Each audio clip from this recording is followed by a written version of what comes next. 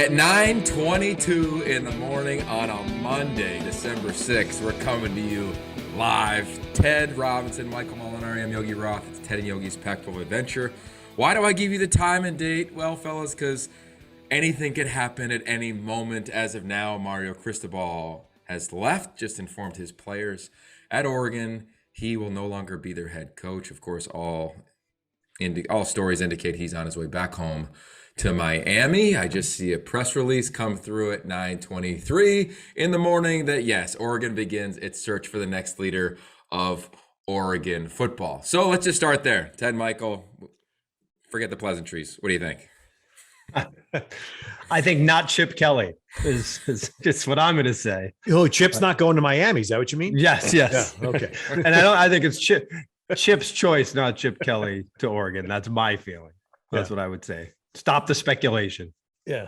I mean, who among us can be surprised right now after what's happened over the last 8 days in college football? And, you know, I'm not going to spend too much time on the moral high horse here, but the lack of integrity that has been displayed across the board here is pretty jarring and I think very self-evident. And the other thing I would suggest is that the way Oregon played at the end of the season would not necessarily be the greatest resume stamp for a prospective coach. Clearly, the hometown hook between Miami and Cristobal overrode that. But Yogi, you were there firsthand. I mean, that is an extraordinarily disappointing performance / lack of by Oregon really twice against Utah in the last 3 weeks. Yeah, a lot there. Of course, we're brought to you by BetRivers.com, and I doubt anybody pre-Pac-12 game anticipated that game would go that way. So let's just start on a couple fronts here from my perspective. One, with the immediate. Mario leaving to go back home. In this era that we're in college football, big money, big decisions, quick decisions, I understand it. I think he played there. He began his coaching career there. I totally get it. The challenge is, of course, if they won that game, we're beating the drum for the CFP as a 2-loss team, right? Mario's pounding his chest talking about how, what a great season it was. On Friday night, he would have been on our set. We would have given him every tool to share whatever message he wanted. But they got rolled. And as you said, I watched it firsthand, and it wasn't even close firsthand. I mean, you look at the first 4th and 1. Very similar to 2019 in the 4th and 1 that Oregon stopped Utah on. They didn't have a chance throughout the entirety of this ball game.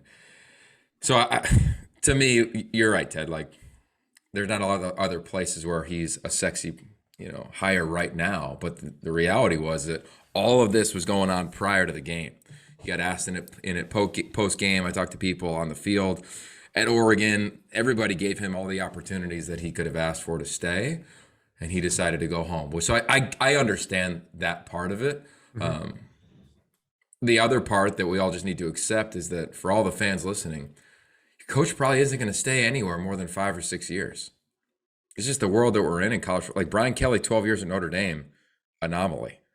Like I don't think we're going to start seeing that a lot. And you look at the big money that's out there now in college football, man, like that's just the unfortunate reality. So Oregon, they'll be fine. They were fine before Mario. They'll be fine after him. He did get them back to a really high level. We should give him his credit there in terms of how we recruited and the talent he brought to the roster.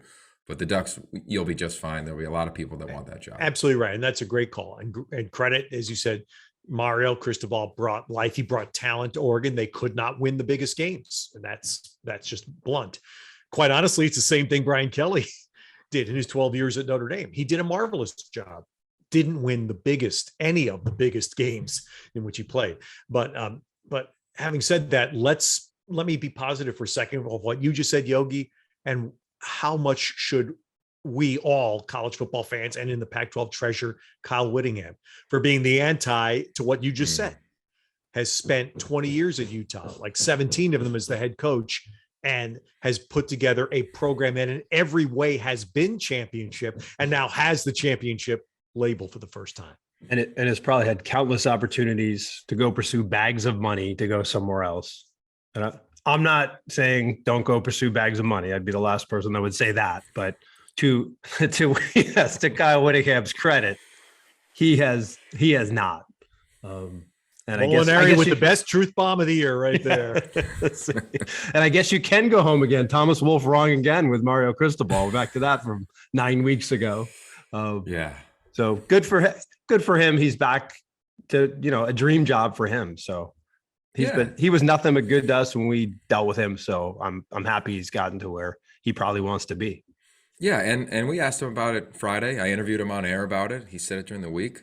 After they won the game against Oregon State, he flew home to see his mom. His mom is, extremely ill, struggling on a bunch of levels. So everyone I talked to at Oregon was like, "This isn't even a money thing. It's an emotional thing." And I'll say this, and Ted and Michael, you probably agree. Like, if your alma mater came back and offered you something, there's a pull there, man. Like, so. And it's Miami. I played against Miami. Ted, you were calling games with Todd Blackledge in the Big East back in the day when the U was rolling. So I understand it totally. I think we all thought like that would be the one place. I just didn't think it'd be this year. Like, and think how jacked up the industry is, right? We see it in the NFL all the time. I remember when Coach Carroll went to Seattle, Jim Mora was still the head coach, right? Like, they fired him when they knew Pete was going to come. Same thing here with Manny Diaz. Like, I just got a text from his director of football operations, Dennis Slutak, who I love. I've known for 20 years. He had a job 2 hours ago, got fired, right? And that team had a nice resurgence at the end of the season. So a lot of people are going to be affected by this in Eugene that just lost jobs. Some will go, not all will go. People in Miami, few will probably stay. Most will probably have to find a new job. So part of it sucks all the way around. Like, that's kind of the industry. And for Mario, I wish you the best. I wish your family the best. I'm glad you get to be around your mom. Go crush it there. And that's kind of what I have to think about him, And that's great, Yogi. So before we spin it forward, but to finish on that point, as you said, absolutely. Well, Mario Cristobal did terrific. He's going home. We all get the emotional hook. Jay Billis put out a fascinating post last night when this was bubbling. The story was percolating, and he's a lawyer by trade, and Jay Billis has a soapbox from which to be the conscience of college sports. And he said, "Let me get this straight. A school that has a head coach under contract is negotiating with another head coach who's under contract to his school. And how does the NCAA spell integrity?" And I'm paraphrasing, but that was the post. Brilliant. It was brilliant. That was it. And sadly, as you just pointed out, that's where college football is today. And these schools and the schools are every bit as guilty as the coaches themselves. They're all complicit in this lack of character, as I would phrase it, in these dealings. It's bookend. I mean, think about Texas, Oklahoma to start the season.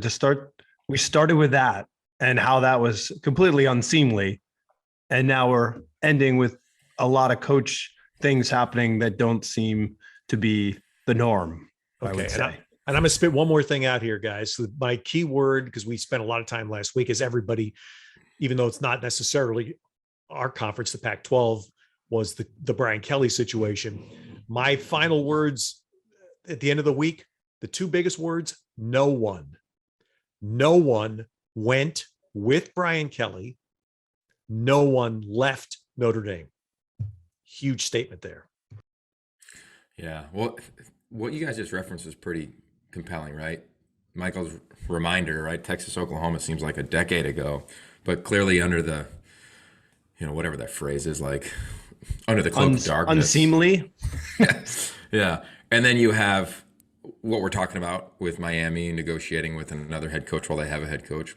But you know who can't do any of that?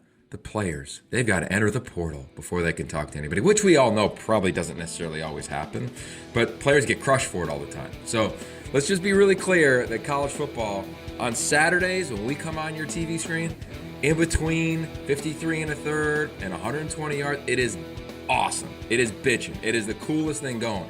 Outside of it, it's great.